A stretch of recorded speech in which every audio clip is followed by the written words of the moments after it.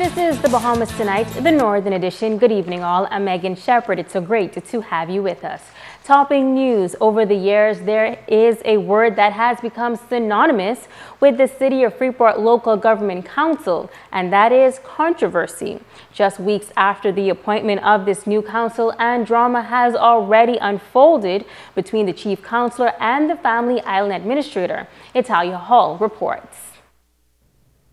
The controversy began on Tuesday evening during a meeting when the chief counselor for the City of Freeport Council, Kendall Culmer, claimed that the island administrator Preston Cunningham deceived him into signing a document which returned monies into a reserve account for the former council.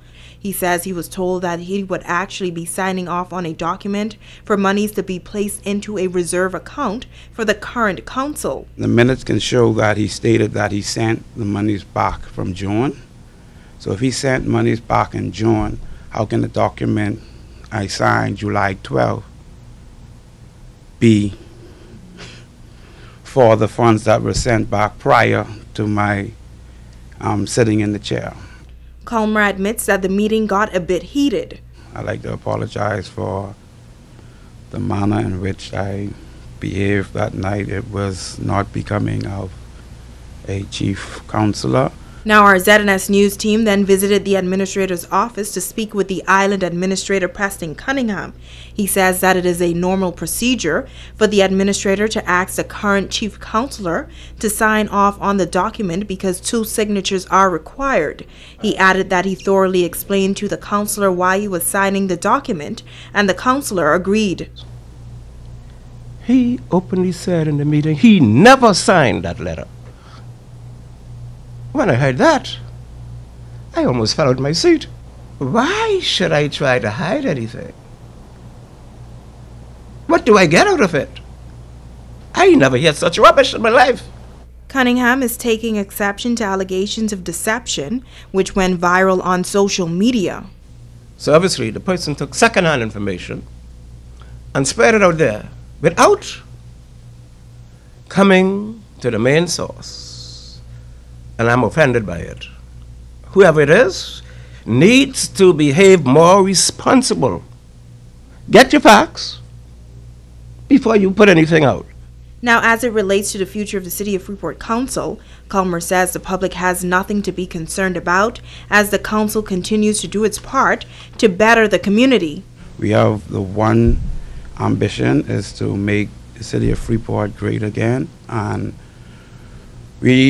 the difficulty of it is that all of this back and forth with the administrator and the funds and all that actually stifled the last council, and it's running over into this one. Meanwhile, Administrator Cunningham has an opposing view and contends that when it comes to the newly elected officials, there is need for concern. I have never seen anything like this. And I worked with 25 chief counselors prior to this one. All right? It appears to me like somebody has a hidden agenda. Now both parties have agreed to have a meeting this Friday to discuss the situation with a view of reaching a resolution. Reporting for ZNS Network News, I'm Italia Hall. The challenge to help restore investor confidence to Grand Bahama continues. Executive members of the Grand Bahama Port Authority traveling to Las Vegas recently to attend the Source Direct trade show. Senior Manager of Business Development Derek Newbold says that the port took advantage of the opportunity to promote the island of Grand Bahama and the free trade zone of Freeport. Port executives were among the keynote speakers and panelists, addressing a myriad of issues, including sourcing, starting businesses, and shipping goods. This is a show that brings together major manufacturers from throughout Asia, in addition to distributors as well as wholesalers. And it's all under one roof. So you have a number of different resources at your fingertips if you're in retailing to be able to take advantage of. The reason why we decided to participate in this show is not only the fact that it's one of the largest trade shows for distribution, manufacturing, and wholesaling in North America. It's one of our targeted sectors. We believe that Freeport provides an excellent opportunity for nearshoring and distribution, in addition to manufacturing, of course.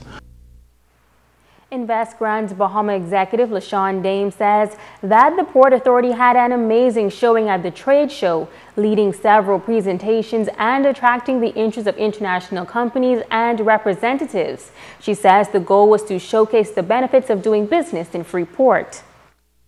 We did two presentations, one an individual presentation, which was done by Mr. Newbold, and also a panelist presentation, which was also done by Mr. Newbold. We got lots of questions on where Freeport is, what we do, what we have to offer in terms of our tax concessions, how investors can come in.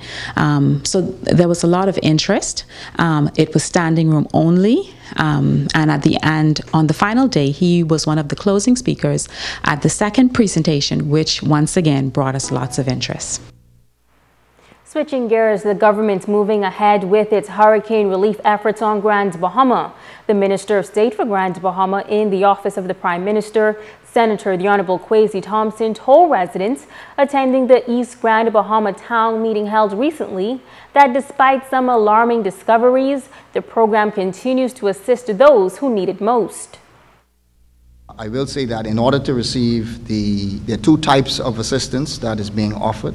In order to receive the assistance, there has to be two assessments that were done.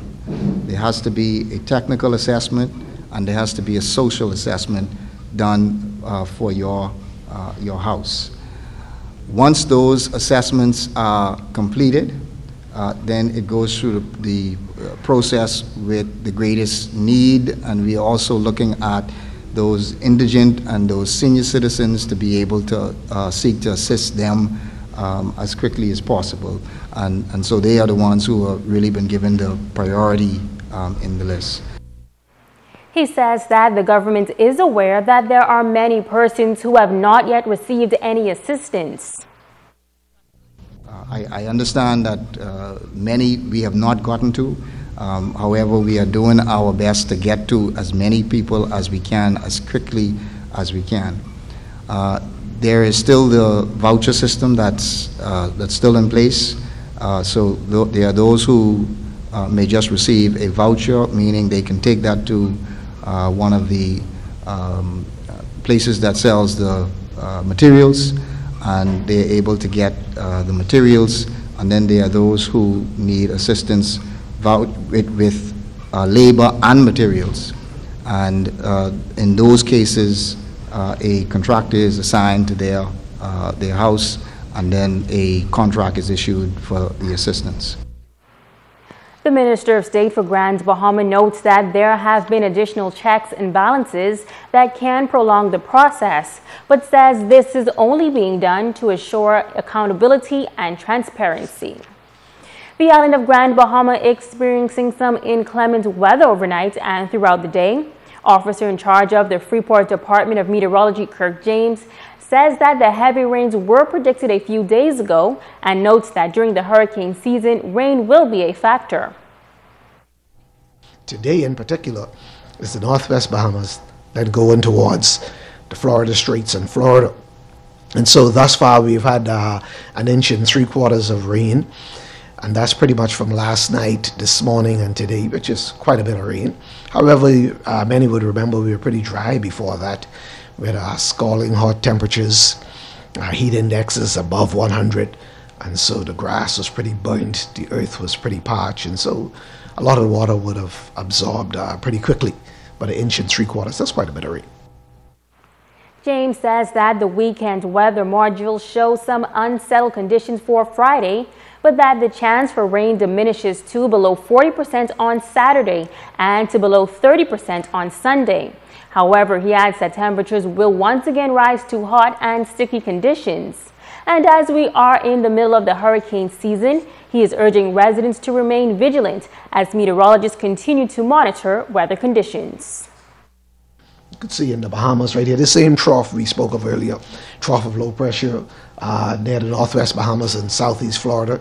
Of course, there's an area of another trough of low pressure northeast of the northern leewards, moving towards the west or west-northwest. We'll look at it better on another map. No real concern right now, but being in the hurricane season, we want residents to keep up their vigilance and listen to the local stations and be prepared. Their season preparation should be maintained. You know, your dry goods and know your vulnerability. Drainage should be cleared. Your structure should be sound. Those kind of things. You ought to stay on top of that throughout the season. For some 12 years now, the Total Education Center has helped to mold the lives of countless young people by helping to make them responsible, productive members of society. The center offers a number of programs designed to help develop the academic and technical skills of our youth. President Fred Delancey says the institution is now in the initial stages of taking the program to other islands of the Bahamas.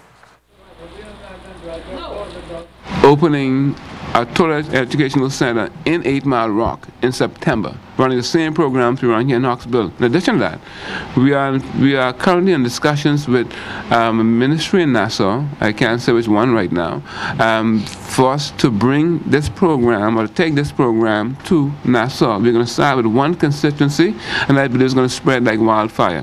In addition to that, we are about to open in Smiths Hill, South Andres. So the program, people from all over the Bahamas, they're now inviting us to bring this program to them because we are looking at this program as a youth intervention program. The center is also implementing a student activity program to further help impact the lives of young people on Grand Bahama. And Vice President Alfred Forbes says that it will complement the academic program. The goal, he says, is to build a better, well-rounded citizen through the various clubs and programs. The real main goal of the student activities program is to provide the students with a more meaningful kind of education outside of the regular classroom settings. So we will offer them, present them, provide them with opportunities to be involved in organizations, clubs, especially civic clubs, social clubs, educational stuff, and also to make them develop their personal being so that they can become not just academics or people with just technical or vocational skill, but we will see to it that they become developed as good, citizens of this country. Police in Grand Bahama need the public's assistance in locating 2 males who were reported missing. The first missing person is Emmanuel Sandokan Miller, aka Pitty, age 39 years, of number 8B Cadney Drive, Freeport. He is described as standing between 5 feet 5 inches and 5 feet 6 inches in height, weighing 270 pounds, with light brown complexion. He was last seen on Thursday, August 3rd, 2017, sometime around 3 p.m. on Midshipman Road, Freeport. He frequents the areas of Garden Villas and Weddell Avenue. The second missing person is Kevin Aldrovendi Bethel, age 34 years, of number 6 Coral Reef Loop, Freeport. He is described as standing at 5 feet 9 inches in height, weighing between 150 to 170 pounds, with light brown complexion. He was last seen on Thursday, August 3rd, 2017, sometime around 3 p.m. on Midshipman Road. He also frequents the areas of Garden Villas and Weddell Avenue. Now, if you know of their whereabouts or have any information regarding these 2 persons, please contact the Central Detective Unit at telephone numbers 350-3107-312, 911-919, or call your nearest police station. 2 Bahamians arrested in connection with human smuggling as 6 Haitian nationals were turned over to Bahamas immigration officials yesterday. Reports say that at 9:30 a.m., U.S. Coast Guard cutter Margaret Norville arrived into the Lucayan Harbor and handed over to Bahamas immigration officers a total of 6 Haitian migrants who were intercepted at sea off Bimini on Sunday. The Haitian nationals were a part of a group of 12 persons. Reports say that at the time that they were intercepted, they appeared to be involved in a human smuggling operation to the United States. 4 Haitian nationals were also taken into custody by U.S. officials. The group consisted of 3 adult males, an adult female, and 2 children. The 6 claimed that they left Bimini sometime on Sunday for Florida. Immigration officers transported the group to immigration headquarters for further processing and to be examined by the medical team from the Surveillance and Infectious Disease Unit of the Public Hospitals Authority. They are expected to be flown to the capital to be detained at the detention center until repatriated to Haiti. Stay with us, there's more news right after this break.